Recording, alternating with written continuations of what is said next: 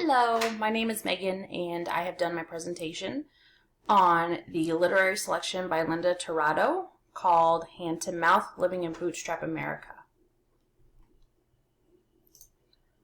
Linda Tirado is a white woman who is an author, freelance photographer, and political activist.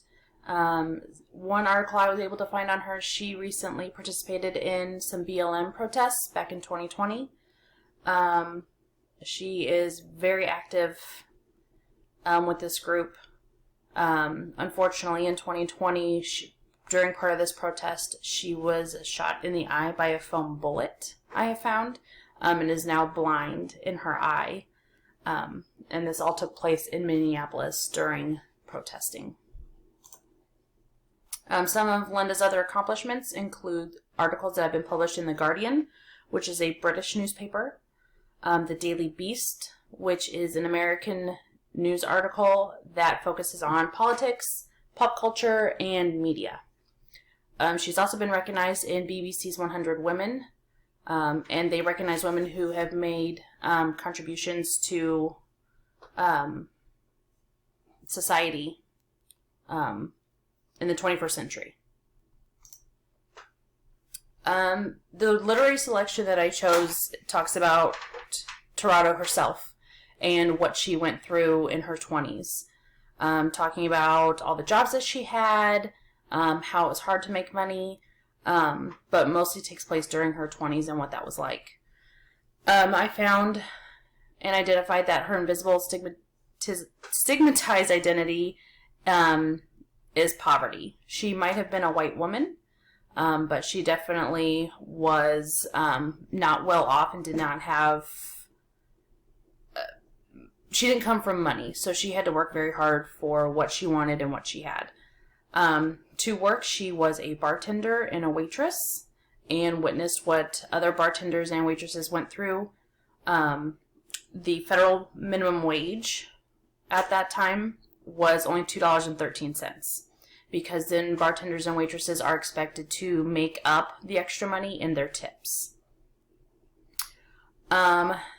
During her time working as bartenders, waitressing, she experienced sexual harassment, and not only from her customers, but from management staff as well.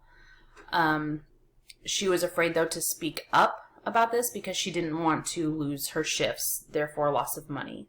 So she had to kind of brush it off and work through it, unfortunately. And only making $2.13 an hour,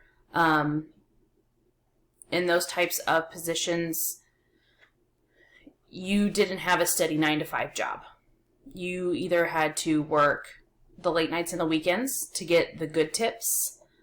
So this was very hard on her, and being cut off at only getting maybe 4 or 5 hours a day, it didn't bring in a steady income or enough to really let Linda and her husband live comfortably, in a sense.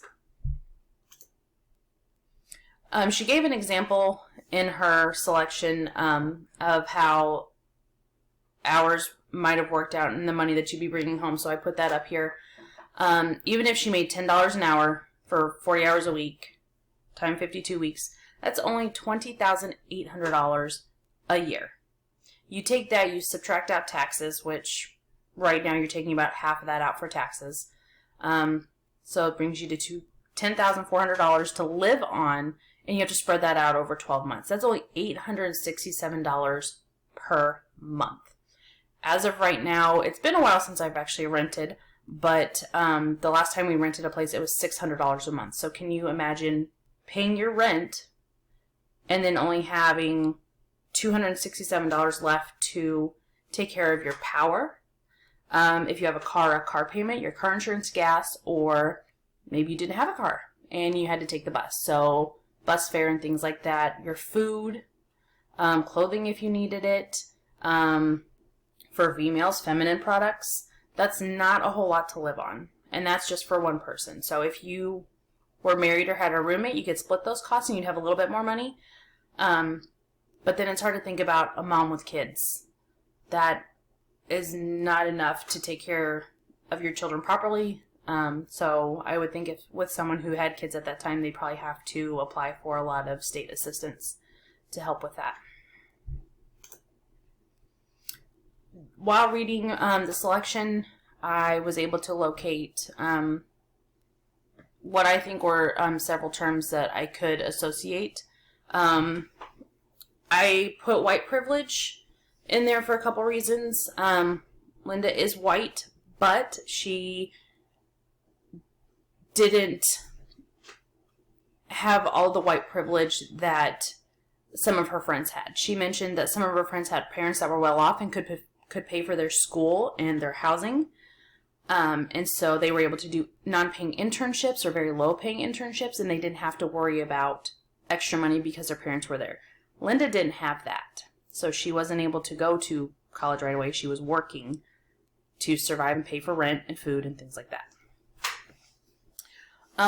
Linda's part of that dominant group of white, but again, she had to work for what she had. She wasn't able to go to school and focus on that first. She had to work. I put concealment because she made mention of bartenders or waitresses. They had to have multiple jobs and work several jobs to make enough money to live. In that, they had to be careful about their scheduling. If one job found out that they had another job at maybe a different restaurant or a different bar, that first restaurant or bar could not give you enough hours, therefore not allowing you to make more money. So cutting back on your hourly income and then also taking away from your tips as well. So a lot of staff had to watch what they said or didn't say anything if they had another job and where they worked. Another instance I found about concealment is if your boss found out that you didn't have childcare and you had to call off because you had no one to watch your kid, or if you were having a hard time trying to find someone, they didn't want to let their bosses know that because they didn't want to seem as unreliable because of their children and having to find childcare. So Linda made mention in a selection that she and other staff members helped out a fellow coworker, and someone who was off on that shift was able to watch the child while the parent could work.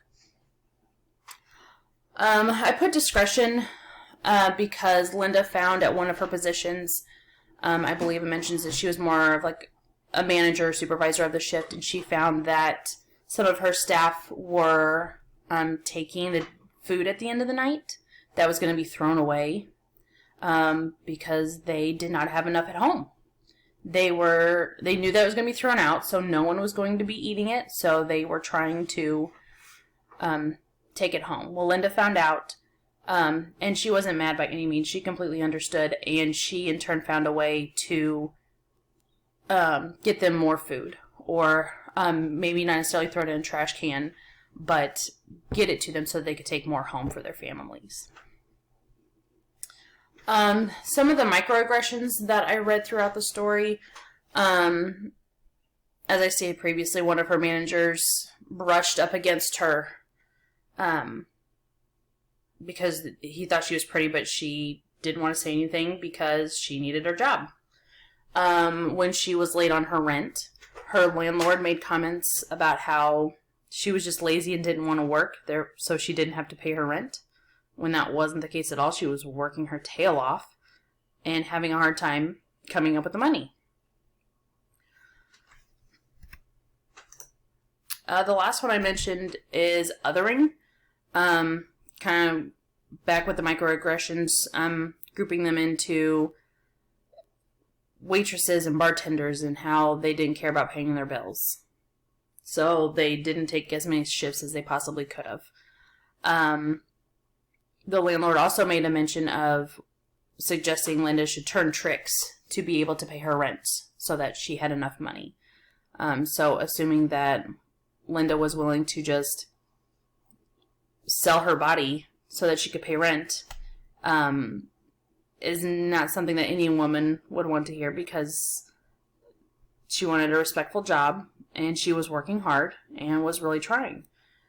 So I found this selection very interesting.